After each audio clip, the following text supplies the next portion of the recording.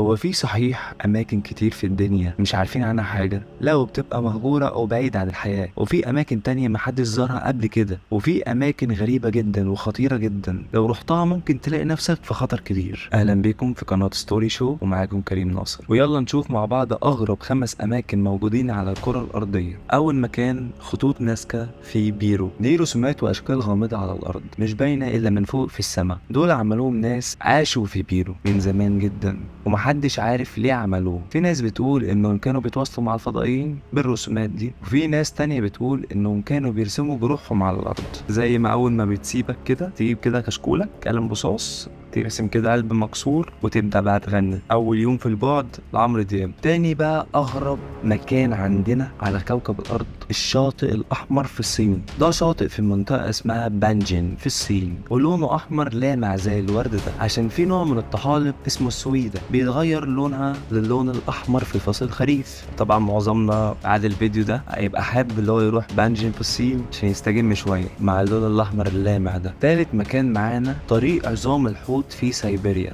ده بقى بالنسبة لي مكان غريب جدا جدا. ده مكان في سيبيريا في روسيا، فيه هيكل عظم الحوت كامل زي الفك والفقرات والضلوع. العلماء قالوا ان ده مكان عبادة قديم للناس كانوا بيلعبوا بالجثث. ناس بيلعبوا بالجثة، لا اله الا الله، اللي هو تبقى قاتل حد وتروح تلعب بجثته. ايه انت واخد الدنيا من ورا ولا ايه؟ المكان الرابع بقى هيعجبنا كلنا، بحيرة هيلر في استراليا. دي بقى بحيرة لونها وردي تام، ده عشان في نسبة عالية من الملح في المية، وفي طحالب وجراثيم بتحب الملح وبتدي لون ورد للبحيرة.